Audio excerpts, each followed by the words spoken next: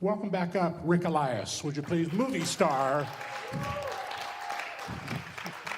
This is the only place we'll mistakenly call him a movie star, correct? I was asking you, I sat beside you there for a moment. I said, do you enjoy this? Will you have happy memories? Is this something you really... Fantastic memories. It was, we moved into, we came to Nashville. And of course, I'd had a couple of albums out on small labels, Christian labels largely. And when this opportunity came up, it just sort of blew us away. I mean, all of a sudden I was doing something completely different. And I really needed it, and so did Scott. Scott, I can't say enough about my collaborator, Scott Rogness. And Linda, of course, helped us write the first song, actually. I think without Linda having written the first song that really kind of opened the door for us, I'm not sure that we would have continued doing it. So that was fantastic. Unfortunately, that's a good part. The bad part is we didn't get the Oscar nod. We really did not get an Oscar nod. The way it worked was, if you fast forward a year or two later, there's a category for the Oscars called song score. It's basically 5 songs or more, and you have to have all of those songs written, which we had. We had written 5 songs. Unfortunately, the very first song that we wrote together included all 3 of us rather than just 2 of us. So Scott and I had done the other stuff, and it got us bumped out of the Oscar. Okay. I know. So thank you so much for that. Thank you. Well, it won an Oscar in our hearts. Yes, it did. But I think also a very, very, very talented guy, and Adam Schlesinger from Fountains of Wayne, who wrote the original song. And I think he actually did get a nod at one point, as I recall. But Well, you mentioned you were also touring with Rich Mullins at the time. I was. Part of the Ragamuffin Band. And when you, timidly, as I understand, went to Rich and said, I've got an opportunity to do this, expecting Rich to go, hey, you're one of us. But what happened? yeah, we were traveling around, and I think we were in Colorado Springs, and I had to go in there. I said, well, I have this opportunity to do, and in the very beginning, it was just myself, Kenny Aronoff, the drummer, session drummer, Don was on bass, Mark Goldenberg on guitar, and myself on guitar. And so I wanted to, I was hopefully going to be a part of that recording session. That was recording the tracks? Yeah. For what we're In the watching? very beginning. And, but I did feel a certain amount of loyalty to Rich and all that. I thought, well, we were in, but Rich could not have been cooler. That was one of the great things about Rich, is he was a very loyal and dear friend. And man, when he heard about doing this movie, he's just like, just go. Just show anywhere, and just show back when you can. He was pleased to see his friends do He really well. was. He really was. He could not have been. And he used to have a blast with it too. He loved playing piano on it or going up. That was the thing. When you got back with the band, there's a wonderful version of "Dance with Me Tonight" that Rick does, and Mullins is on piano, kind of going crazy. But the Ragamuffin Band is doing "Dance with Me Tonight." It's on YouTube. Look it up. Yeah. He was great. He was great about that. Okay. Can I ask questions? Okay. movie time. So you're on set, and you're expecting. Did you expect a speaking role in this movie in the very beginning? Well, we didn't, but then I had noticed in the production office that there was a piece of paper that said Playtone review band, and they didn't have anybody there, and they wanted some musicians. And I don't know what stupidly made me think that this was a good idea, but I said, hey, we'd like to do that. Well, that sounds like that might be fun. Not fun, not even slightly fun. But so we were on there, so Scott and I were part of that. And then we'd leave there and, I'd do some playback, or Scott. We were all over the place. But yeah, that wasn't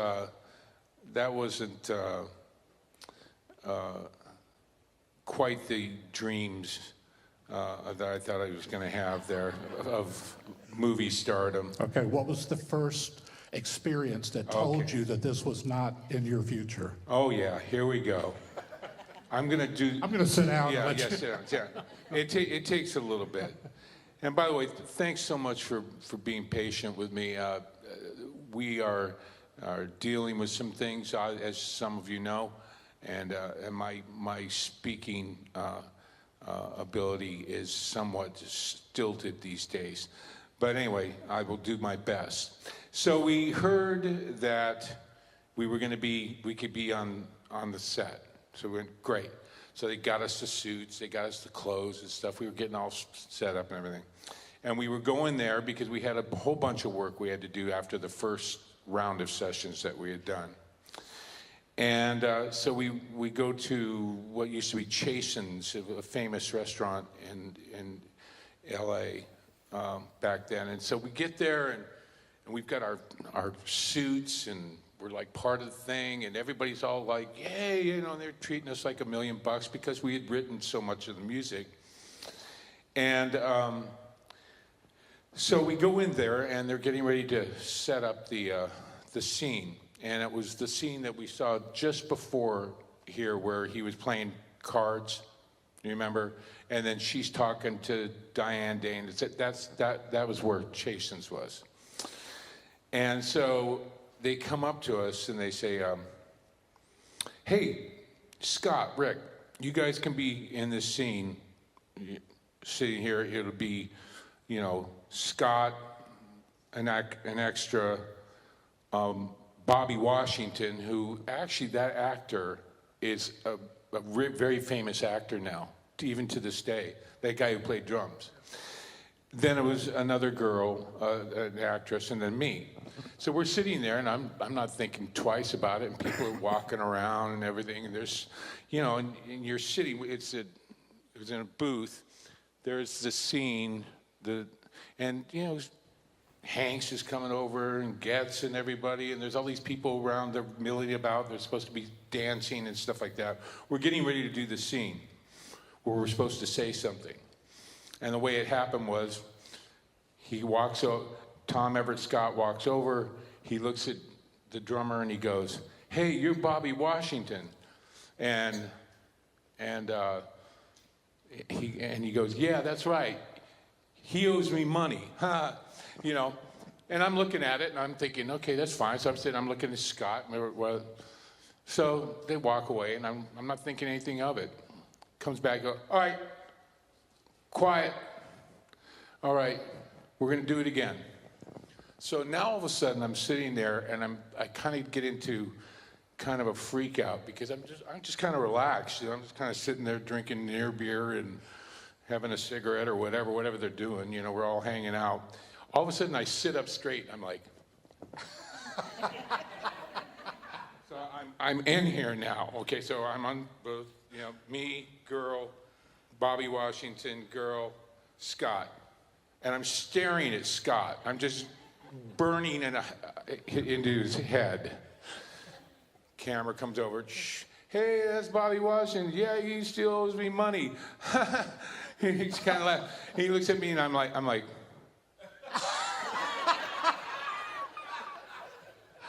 So stop, you know, they're going, hold on, it's all fine. Don't worry about it, guys. It's going to be fine. It's going to be fine. You don't have to even say anything. Just be cool. So I'm sitting there, and I'm like, wow, I don't know what happened to that. But Scott's doing the same thing, because I'm looking at Scott, and Scott's like going, and we're both on the edge. So once again, all right, let's do another take. Immediately, I go from relaxed again and start like, guy, I'm not even looking at him like walk. Like, he's just, he goes, hey, I'm Bobby Washington. Yeah, you still owe me money. And he kind of looks at me, the actor. He looks at you like, hey, man. And I go.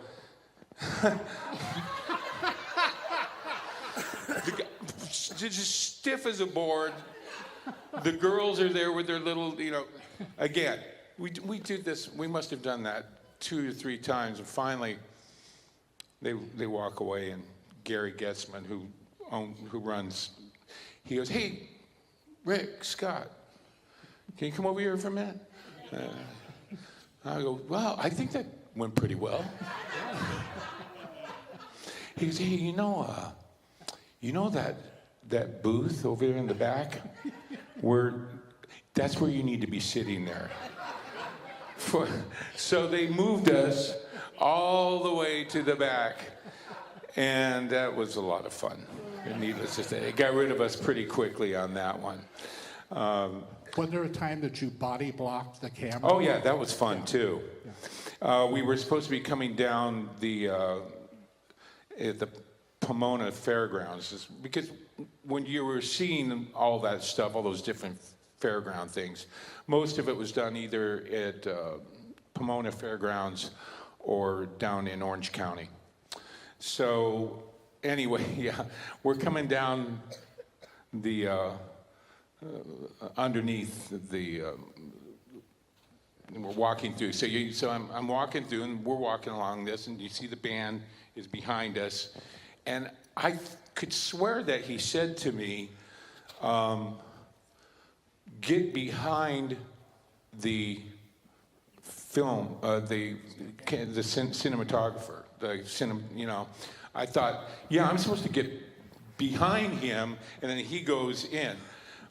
I didn't hear that right, apparently, because as we're going, so we're walking, and I start walking faster, and he's walking faster, and I'm like going,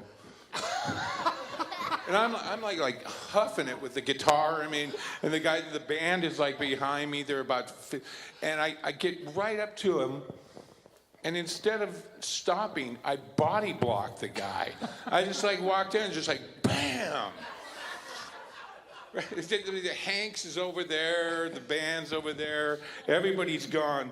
It's like, do not touch the cameraman. Ever.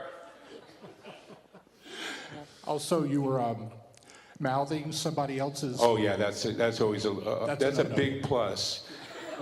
Yeah, that was part of my little thing there. Part of my acting technique with Bobby Washington was trying to figure out what he's going. I'm sitting there. Your name is Bobby Washington.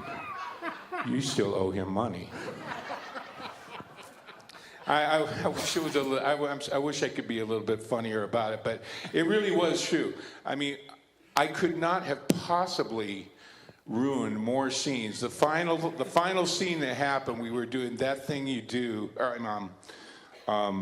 Dance With Me Tonight. We were at a big fairground, and all I knew was that they were going to play that song, you know. So we were and they kind of move you around, you know, because you've got the camera people over there. You don't have all these people there, obviously. So I'm sitting there thinking, hey, I got this all wired now. I know what to do now. And I'm watching the thing, and they're doing a few bits and pieces from Dance With Me Tonight. So I'm sitting there, and I start thinking, hey, I'm getting all loose and everything, and I'm like, I mean, I hate to say it, but I was being kind of I don't know, how would I put it? I was cussing a lot and being kind of stupid, you know, just sort of, hey, look at me, man, I'm sitting over here, look, there's the band, you know. All of a sudden, I'm not thinking anything of it. All of a sudden I get, Rick Elias to Video Village. Rick Elias to Video Village. I'm like, oh no. And sure enough, I had like made my way to the center of my little area, and I'm like making faces, and you know, I'll leave it at that. Yeah, and and then everybody's just sort of like going, stay with the music. So It would be great to have some of that footage, though. Oh, well, I've got an entire reel of me right outside of every scene in the movie. It's like, really? hey, look, there's Liv Tyler. Where's Rick? Oh, he's about 20 feet away, behind the curtain. I'm like behind the curtain, underneath this, you know, it's like anywhere I'm not in it, I'm there. So, but that's it was good. fun. It was fun. I want to wrap this up. You alluded to just a little while ago, and for the people. By the way, who has seen the movie before? Raise your hand. Nothing I can see real. Yeah, applaud. That's probably better. I'm glad. Maybe a better question: who has not seen it? Let me hear. Just a few. Okay. I was hearing people do the dialogue during the movie. I was hearing people in the audience doing dialogue. It's a no-no when you're shooting the movie, but it's, I suppose, okay here. You alluded to just a little while ago, we're going through some stuff right now. Yes. You want to, just for maybe the few people that don't really know what's going on. Well, about 4 months, close to 5 months ago, we got a diagnosis of brain tumor for me, and it is terminal. It is I don't know how you'd put it, honey. It's just it's as bad as I guess it could be. But we love our doctors, and we immediately rushed in and had a surgery. It was about a golf-sized tumor, thank you. And they got as much out as they could, but that was as much as they could get. And then we began radiation and chemo for 6 weeks. And now we're sort of just in a wait and see mode. Things look good. We are positive. God's grace has been astounding. And I don't have enough words to even share it for all of you in a way that I could even verbalize as much as I wish I could. We're going to continue to love with each other and stay together and continue to do what you have to do. We're not really sure what that means down the road, whether it's 6 months from now or a year from now. But I am grateful. I am grateful for you, my dear friend, very much. For so many of you who are here tonight, you've been dear friends to us. My incredible wife. I don't know what else I can say. We just hang in there. We continue on. It will play out how it plays out. But I am grateful to be here, if only for just right now, this moment, tonight, with all of us. So thank you for that. And I hope that